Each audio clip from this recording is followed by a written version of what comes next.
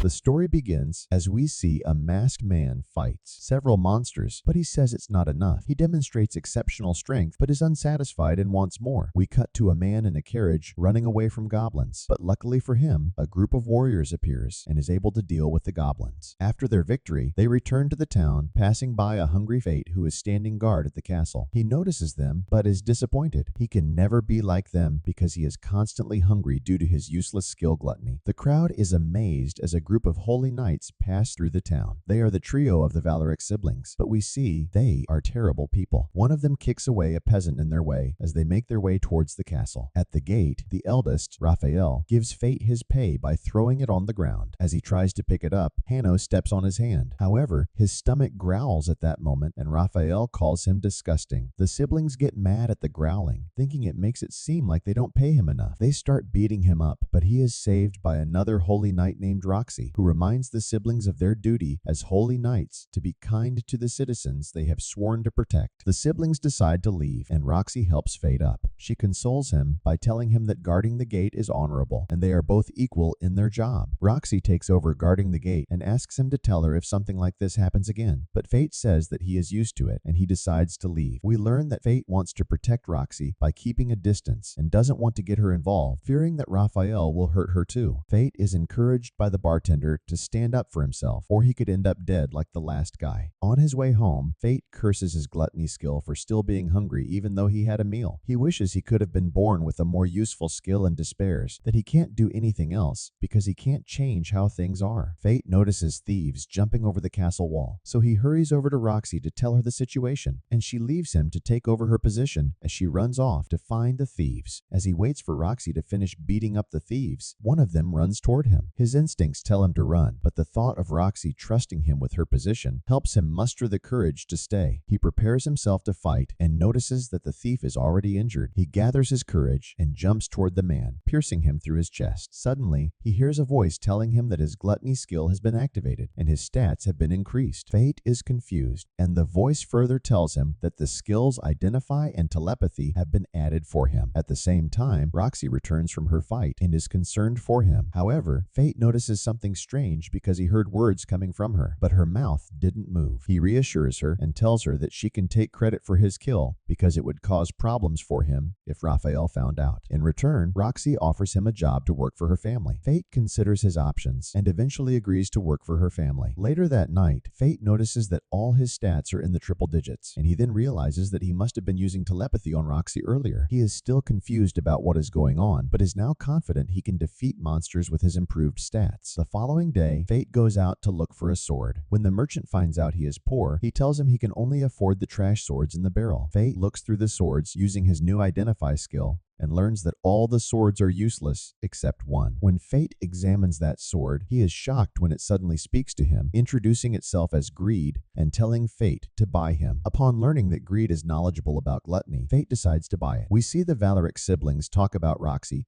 trying to hire Fate without informing them first. Raphael feels there is no need to complicate things between them and the Hartz family because they are both part of the 5 great families that support the kingdom. While noting Fate as being worthless, Raphael heads toward the military district, and his sister wonders what he's going to study. He tells her his plan to learn how to become immortal. Later on, we see Fate walking with Greed in his hand, and it warns him of something fast approaching. A goblin appears out of nowhere, but Fate is easily able to kill it, which activates his gluttony skill, increasing his stats once again. The skill strength boost is given to him. Swarms of goblins appear out of nowhere, but Fate remains calm as he cuts them down. After each kill, his gluttony skill is activated, and he ends up killing hundreds. When it's all over, he checks his stats and is surprised by how much they have increased. Greed points out that Fate must be full, and Fate notices that his stomach hasn't growled at all that day, which has never happened before. Greed says that normally each person has only the skill they are born with, but thanks to gluttony, Fate can steal the stats and skills of others. However, it's not something that other people can know about. Fate realizes that he must always fight alone, but Greed reassures him, saying he is not alone since he is with him. Fate takes all the goblin ears to get paid and wanders about all the things he can buy as they enter the town, but is reminded by Greed of his maintenance coming first. At that moment, they suddenly run into a man and a young girl who we see asking for help. Fate uses his skill, Identify, to assess the man's threat level and finds that he has the skill to hide stats. Fate is suspicious, but says that they can't just ignore a girl's cry for help. They follow the man, and he tells the girl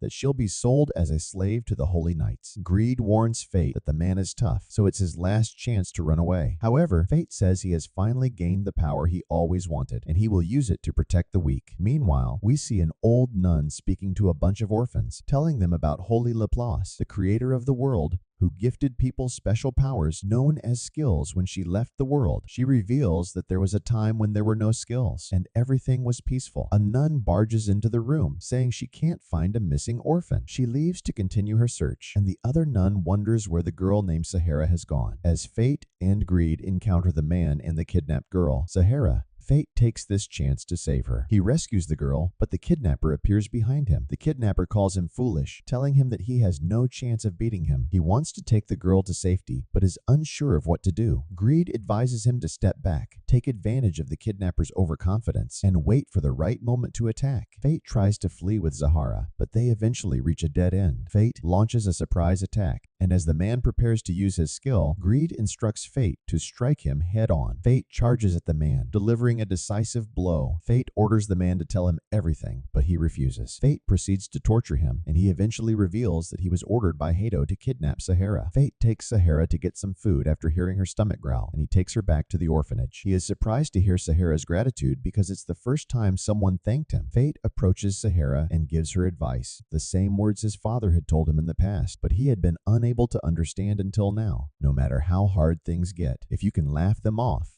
one day you will find happiness. On the way back, Greed congratulates Fate on learning his first technical skill, the one-handed sword technique, a secret technique that allows him to attack twice in a single strike. Fate thinks he got lucky against the kidnapper and is determined to get stronger so that he can win without relying on luck. The following day, Fate arrives at the Hart family estate, where Roxy greets him at the gate. He is taken aback by her appearance. She takes him to the grave of her recently deceased father, revealing that he was killed 5 days ago in Gallia, a continent dominated by monsters. Roxy explains that it's the duty of Holy Knights to keep monsters in check on the continent of Gallia. This duty fell to the Hart family this year, but unfortunately, a divine dragon emerged from a 1,000-year solitude, wiping out the group led by her father. Roxy reveals that she is currently the head of the house and looks forward to working with Fate. As they are about to shake hands, Fate remembers that his telepathy will be activated, so he points towards a random person, Chief Mate Haru, who reminds him to conduct himself as a servant of the Hart family. A week goes by as Fate continues to work in the Hart estates. He talks with the other servants when his stomach starts to growl, shocking the others because they just ate lunch. Fate is called to meet Roxy, but his stomach continues to growl, and even Fate is confused by what is happening. Roxy tries to have a conversation with him, but he keeps thinking about why he's so hungry. Roxy snaps him out of it, and the two relate over their dead fathers, both killed by monsters. She considers him a member of the family, causing him to become flustered, but he suddenly loses consciousness. He wakes up in his room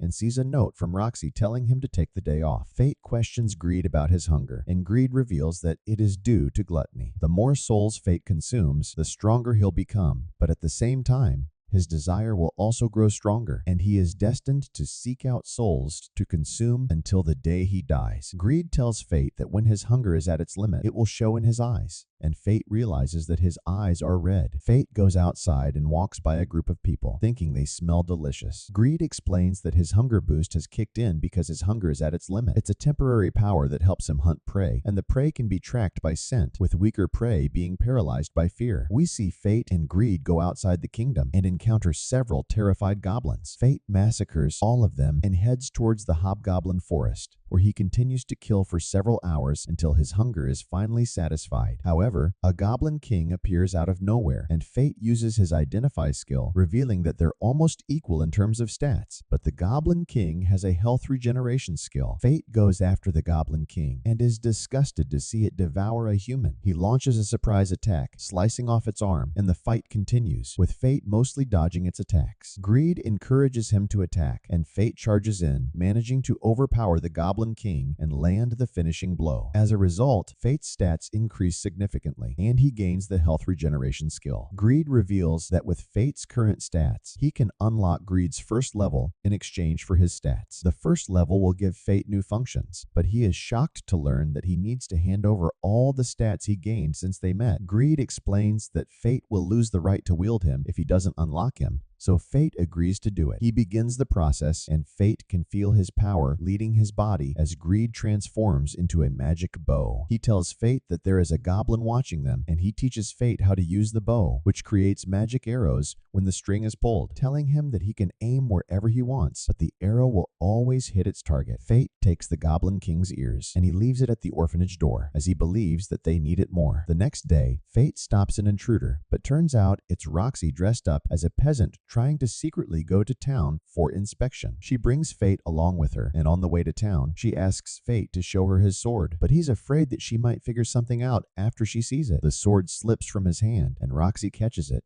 but fortunately doesn't notice anything. She tells Fate that the sword needs some maintenance, saying she will take him to the Hart family's blacksmith. They finally reach the town and are standing at a stall when everyone tenses up as a holy knight approaches. Faith's stomach growls at the worst possible time, angering the holy knight. The knight tries to step on him, but Roxy stops him, catching everyone's attention. Everyone is looking at Roxy, trying to figure out if the peasant girl is actually Miss Roxy. Greed tells Fate that if they act as a couple, no one will think that the peasant girl is actually Roxy. Roxy overhears this plan when Fate replies to Greed, thinking it's a good idea. So she goes along with it, and they start acting like a couple, convincing everyone that the girl is not Roxy while everyone is distracted. They both slip away and hide in the corner. Fate hears her thoughts as she thinks about how her heart is racing because this is the first time she has locked arms with a boy. Roxy decides that they need to keep moving, and they overhear people talking about all the dead goblins that were recently found. The rumors are that it was done by a wandering monster, but it doesn't explain why the goblin ears were donated to the orphanage in the slums. She asks Fate to take her where the warriors gather, saying she wants to investigate the wandering monster. Fate takes Roxy to the bar, where the bartender reveals that he has heard about a warrior who struck gold. When he found a mountain of goblin corpses with their ears still intact, Roxy believes that it must have been a monster from a different region. The bartender thinks this is bad for business because a lot of merchants travel through those goblin plains, so people won't travel due to the fear that a monster might attack them. An old man enters the bar and joins the conversation, telling them the monster is a lich, which is why the holy knights are directly dealing with him. A group of warriors enters the bar and tells Roxy to join them for fun. Roxy pushes the man lightly, but he is sent crashing to the other side of the room, and they realize that only a holy knight can have that much power. Roxy finally reveals her identity, and the warriors apologize, trying to give her all the money they have.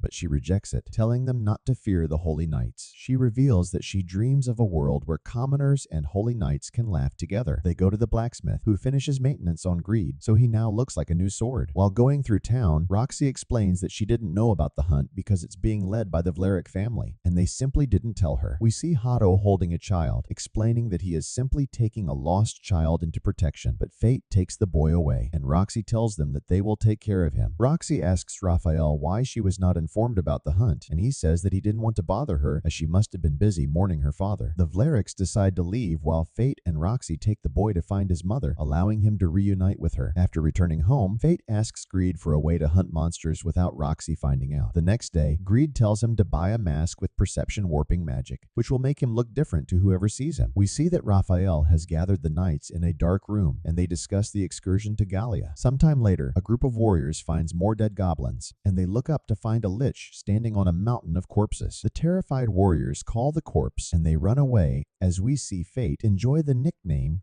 given to him. The next day, Roxy goes up to Fate and tells him to go with her because she has a secret mission for him. They both get in a carriage and pass through the Hart family's vineyard to arrive at their destination, where Roxy's mother Aisha is standing at the door. Roxy introduces Fate as a servant she recently hired, and Aisha asks Fate if he likes Roxy, causing them to become flustered. But Aisha explains that she wants to know his opinion of Roxy as a boss, and Fate says that he would like to serve her until the end of his life. Roxy is flustered, and she runs to her room where she looks at a picture of her father. We see Fate helping the other servants harvest the grapes, and they tell him how the lords have personally helped cultivate this land for generations. Everyone is proud that they can help the lords. A servant reveals that it's time for hunting as well because monsters called kobold appear during the harvest season. Looking for food, Faith's stomach starts growling as Greed explains that gluttony requires various kinds of souls, and goblins alone won't satisfy his growing hunger. On his way home, Fate sees a mysterious girl with a massive axe. As she passes by, Fate is shocked to see she has the same eyes as him. He tries to check her stats, but it doesn't work. The girl checks him out and mentions she is too early. Fate wonders what she's talking about, but she just tells him that he can have the kobolds and declares that he now owes her, telling him that they will meet again. Roxy catches up, and she points out that the girl is a Gallian. We learn that Gallia was a great military power 4,000 years ago, but with the rise in monsters, their nation eventually collapsed, and most of their people were killed. So she is surprised to see a survivor. As the two head back, Fate wonders if Roxy will really be okay hunting the monsters on her own, but she assures him that the other warriors will be with her, and it's her duty as a holy knight. The next day, we see everyone hiding as they prepare to hunt the kobolds, but they're all shocked when a massive monster suddenly appears. Fate's mouth waters seeing it, but Greed knows this is a problem because Fate is almost in a starvation state, and Fate worries about Roxy seeing him. He checks the monster stats, and we see it at level 50 with insanely high stats. It's known as a crown beast, and Greed explains that it's a monster born from accumulated aggression. They return to the village, and everyone panics because they don't think that they stand a chance. But Roxy manages to calm them down, assuring them that she will slay it. She tells the warriors they will go back the next day. Greed notes that they don't stand a chance, and Fate refuses to let Roxy die, so he heads back by himself later that night.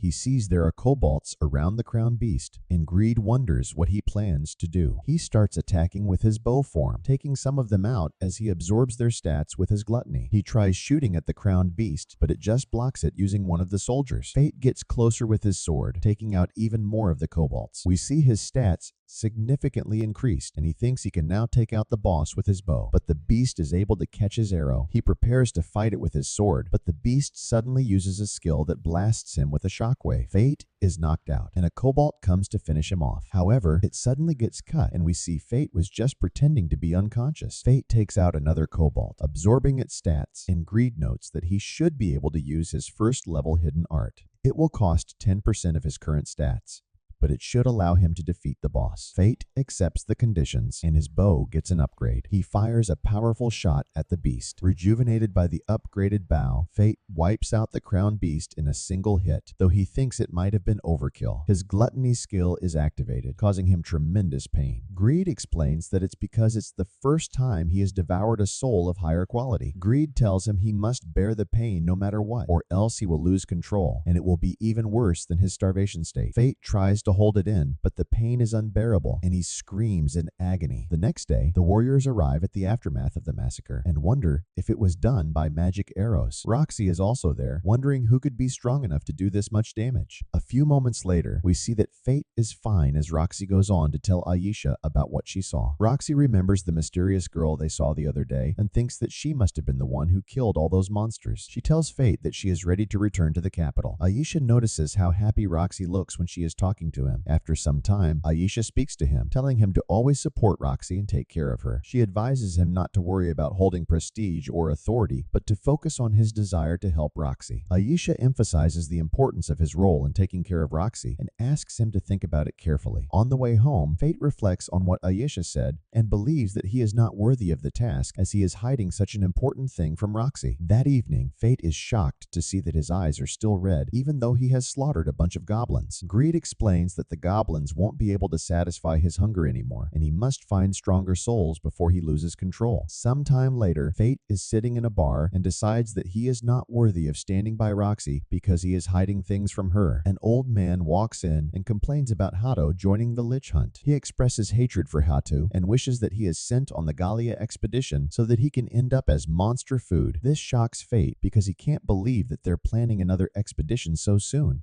considering that Roxy's father just passed away. We see that Roxy has been chosen as Hato's replacement. A few moments later, we see Roxy at her father's grave, telling him that she has been chosen for the Gallia expedition.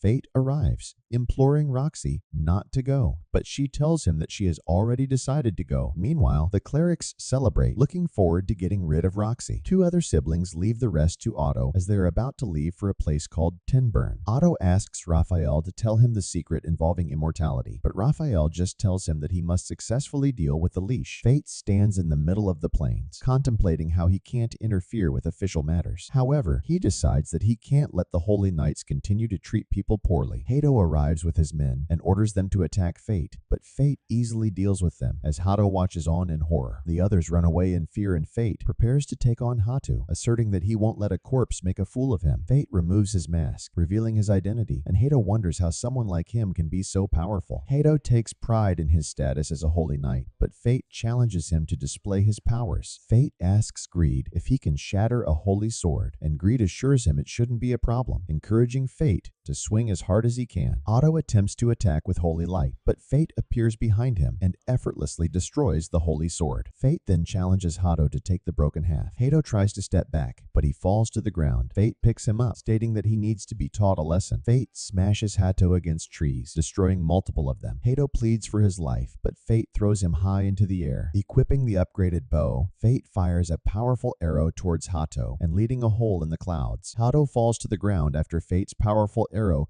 creates a hole in the clouds. Wondering why Fate didn't kill him, Hato reveals that Roxy volunteered for the Gallia expedition, pleading with Fate to spare him. Hato promises to cancel the expedition, but Fate explains that this isn't for Roxy, but for his own revenge. Fate delivers the finishing blow, activating the gluttony skill again and gaining the holy sword technique required to become a holy knight. Greed informs Fate that he can now be considered a holy knight, but Fate is reluctant, knowing that no one in the capital would accept him. Greed tells Fate that he can now unlock the second level in exchange for all of his stats, and Fate agrees. Greed proceeds with the upgrade, revealing Fate's new form, which is a scythe that can cut through anything. The next day, Roxy is about to leave for the expedition, and everyone is there to see her off. They are all sad, but Roxy consoles them, saying 3 years isn't a long time. She makes her way to Fate, and they bid each other farewell. Haru gives Fate the recommendation letter left by Roxy so that he can seek employment at a lord's manor, but Fate rejects the letter, telling Haru that he will be living as a warrior from now on. That night, we learn that Fate actually plans to go to Gallia to support Roxy, as Fate is leading the capital. We see a girl watching him, saying things are shaping up nicely. Sometime later, Roxy gives a speech to all the troops in the expedition, telling everyone that they must do their best to destroy the divine dragon, which has woken up from its slumber. Roxy is glad to see that a girl named Mia and a man named Muvon will be joining her. Mia calls Mugen an oddball for wanting to test his strength against a divine dragon, but Mugen explains that he volunteered because of Roxy's father and wants to avenge him. Roxy asks him if his family is against him going to Gallia, but he says that his daughter couldn't care less and only wants him to bring back Gallian relics. We see that Mugen's daughter, Rain, is working as a researcher in a lab filled with goblins that Faye killed. She discovers that some of the wounds were from the magic arrows of the Black Sword, one of the weapons of mortal sin. We learn that the weapons of mortal sin are made of a special material which can manipulate magic power at a high level. Rain thinks that they can expand the possibility spectrum for skills, saying she wants to see one of these weapons. Fate arrives at the merchant city of Tetra, and he reveals that he's been there before. He discovers that the carriage for Gallia will not be leaving till the next day. Fate decides to gather intel for now at the bar. He sees a man asking a group of warriors for their help, but they tell him that the money he is offering is not enough, and they start bullying him. Fate beats them up, forcing them to leave, and he greets the man who turns out to be his old friend named Set. In a flashback, we learn that when Fate was younger, He was bullied because his stomach was always growling, and he had a good relationship with his father before he was eventually killed by monsters. Fate's father was a warrior with his spare technique, and this is why the village chief kept him around after his death. No one was willing to take care of Fate, and he was driven out of the village upon the village chief's command. Back in the present, Set begs Fate to help him, but Fate doesn't seem to care because Set is the son of the village chief. Fate agrees to help only because gluttony needs to be fed, and the monsters attacking the village would be perfect for him. They arrive at the village, but the village chief is disappointed because Set brought back the once exiled weakling. Seth tries to vouch for Fate's strength after having seen him defeat the other warriors, but the chief doesn't believe any of it. The villagers reveal that screams were heard from a nearby forest, thinking the monsters are getting close. The chief suggests sacrificing Fate to buy them some time. At Set's house, Set tells Fate about his wife being killed by the monsters and that he regrets growing up thinking that his father was always correct. He explains how he finally got his act together when his daughter was born. Set informs Fate that the monsters first showed up around a month ago, and according to eyewitnesses, the monsters can fly. The villagers have never seen anything like it before, so they decided to hire warriors to deal with them. Fate's stomach starts growling, so Set prepares to get him some food. Greed tells Fate that the monsters they are dealing with are gargoyles who start by doing probing attacks to see how the humans react. When the time is right, the entire pack attacks in a swarm. Set's daughter gives Fate a candy, which he eats, but he suddenly collapses. Set and his daughter wonder what just happened. Set's daughter reveals that he just ate the candy that Grandpa had given her. Greed thinks that the candy was poisoned, and the village chief was serious about using Fate as a sacrifice. Seth tries to wake him up, but to no avail, and he realizes that the gargoyles are approaching the village. The gargoyles attack, setting the village on fire and eating the villagers. Fate is still unconscious because of the poison. Seth creates an antidote and gives it to Fate, allowing him to recover. He realizes that they're under attack, so he rushes outside and sees the village in ruins. He checks the gargoyle's stats, and we learn that it has a skill that allows it to launch fireballs. Greed transforms into a scythe as the gargoyles combine their powers, allowing them to launch a massive fireball. But Fate throws his weapon, slicing through the fireball, and it pursues the gargoyles, wiping them out. The scythe returns to Fate, and he acquires the fireball skill as the leader of the pack appears before him. He checks its stats and learns that it has the fireball skill as well as the ability to resist fire. Greed thinks that it will try to launch fireballs at close range. As the gargoyle charges, Fate, preparing to attack, delivers a devastating blow, slicing it in half and killing it instantly. The next day, we learn that the village has been completely destroyed. Fate uses his Identify skill, revealing that the soil isn't healthy, so crops won't grow in that area. Set wonders why Fate chose to be a warrior when he can earn a living with his Identify skill. However, Fate tells Set that he has no choice but to fight. Set tells Fate to hit him because he feels guilty for what he did, so Fate tries to punch him lightly, but he gets knocked down as Fate realizes that he has become too strong. He tells Seth to look after his daughter, and they bid each other farewell. We see Fate riding a carriage as a man tells him to stay alert because he is being paid to protect the carriage. A group of bandits block their path, causing the man to panic as he begs Fate to protect him. The bandits prepare to attack, but they are suddenly blown away as the mysterious girl appears, telling Fate that he owes her for the cobalts. The man allows her to ride the carriage, but as she enters it, the carriage tips over. She tells her weapon, Sloth, to return to normal, and this fixes the problem as Fate realizes that she can change the weight of her weapon while in the carriage. The girl reveals that she knows about Fate's skill because she isn't so different, revealing that she also has a skill of deadly sin. She introduces herself as Mine of Wrath, and her stomach starts growling, so he gives her food, but she eats all of it, leaving nothing for him to eat. They arrive at the town of Lanchester, where we see a girl entering the gate, but she is greeted. The girl entering the gate is greeted by ghosts, so she screams for help. A man named Rudolph arises, defeating the ghosts and introducing himself as the Lord of Lanchester, grabbing the girl's attention. Fate learns that the expedition led by Roxy will be arriving in the town, and he is about to be paid for his services. However, Mine takes it, saying she defeated the bandits. She suddenly falls asleep, so Fate carries her around the town. He notices that everyone has symbols on their necks. Greed thinks that the symbols represent the social classes, believing that the people must really love Rudolph because they allowed him to place symbols on their necks. However, they see Rudolph executing his men because they have failed in their duty to convey his family's greatness. They learn that the people are obeying him because they don't want to die by his hands. Fate arrives at a hotel where Creed reveals that he knows Mine and that Sloth is also a weapon of mortal sin. He reveals that the skills of deadly sin were born by by defying the divine laws. Gluttony has the potential to overturn the divine system of leveling because of its ability to consume souls. Fate notes that he can't satiate his hunger, seeing it as punishment for consuming souls. He wonders why he was given the skill of gluttony, revealing that he hates it because he has to keep killing just to survive. Greed warns him not to let his emotions disturb him because gluttony could take over if his mind is weak. He advises Fate not to satisfy gluttony at once and slowly get his fill. A Sandman appears, so Fate uses his bow and casts a fireball on the arrow before launching it at the Sandman, killing it instantly. Meanwhile, Mine wakes up and grabs something to eat. She learns about a creature known as the Sand Golem, which is threatening the people in the town and has a bounty of 100 gold. Fate continues to hunt Sandman and feels the presence of a powerful monster, realizing that it's time for the main dish. We see a group of warriors struggling against the Sand Golem when Fate joins the battle, saying he will take care of the monster. He checks the monster's stats, and we learn that it has the ability to create sandstorms. Fate launches a fire arrow and charges in, but the monster manages to push him back. It uses its skill, creating a sandstorm, but Fate transforms his weapon into a scythe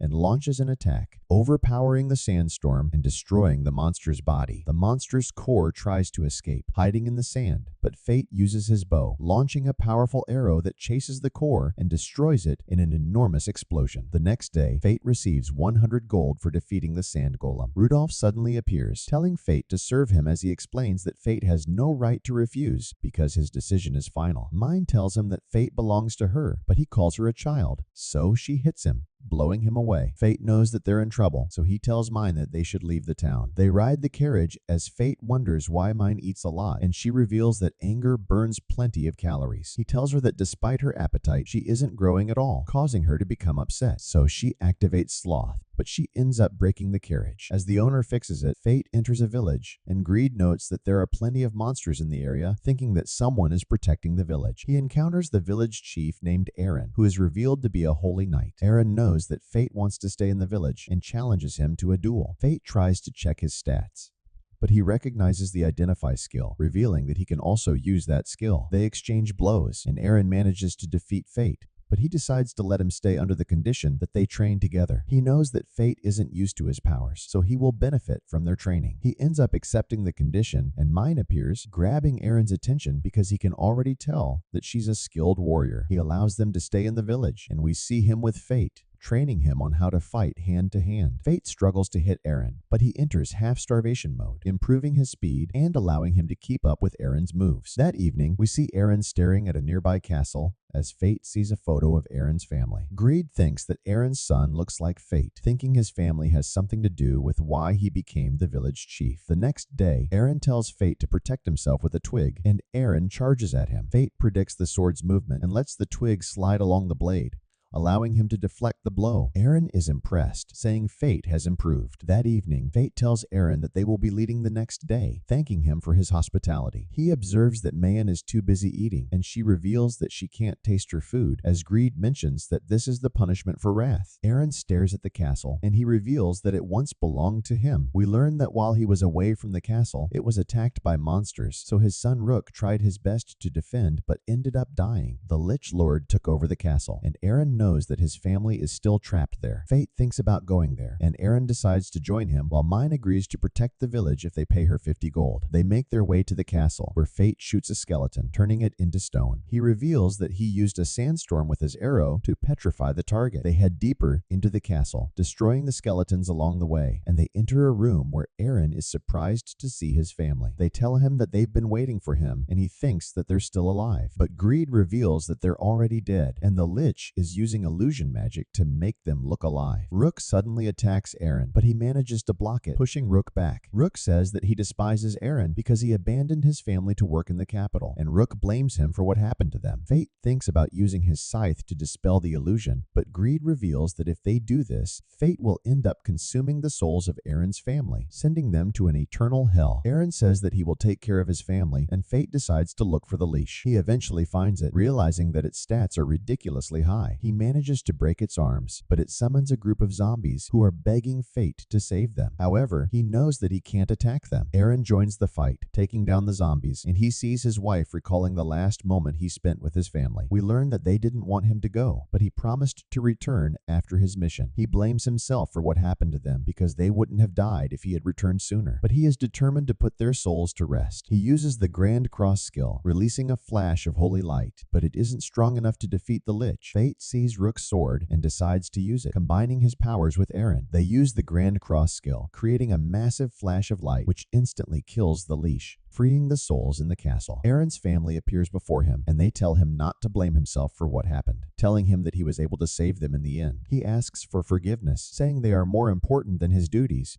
but they tell him that he should continue to serve the people. He promises to make them proud and gives Rook a souvenir before they finally rest in peace. The souls in the castle disappear, but the Lich's core tries to ruin the moment, so fate destroys it, allowing him to consume the Lich later. That evening, we learn that Eren has broken his level limit, thinking it's because he was fighting with fate. Greed reveals that Eren was able to do this because he opened his heart to Fate, who has a skill of deadly sin. They return to the village where Eren pays Mine for her services. She mentions that she needs money to rebuild her village, saying money doesn't lie, and Fate will understand what she means after he grows older. Eren reveals that he saw her 50 years ago and that she was already a perfect warrior, but her appearance hasn't changed at all. She tells him that he might be able to reach her level after he trains for 1,000 years, but she knows that he won't be able to live that long because he's only human, saying she is a ghost who isn't allowed to die. Eren observes that Fate's eyes have returned to normal, and he mentions that he needs to keep killing monsters so that his eyes won't turn red. Eren seems to know about gluttony, telling him to return to the village after his quest because there is something he needs to know. Meanwhile, the Vlarik family acquires an artifact known as the Philosopher's Stone, which has the power to cure anything. Raphael's sister thinks that they are closer to achieving immortality. A servant delivers a report, telling them that Hado was killed by Corpse. The servant mentions that Corpse isn't a monster, but a warrior, and Raphael wonders who he is, wanting to avenge his fallen brother. But that's where this video ends. If you want more parts, let me know in the comments. Remember to like and subscribe to the channel. Thanks for watching.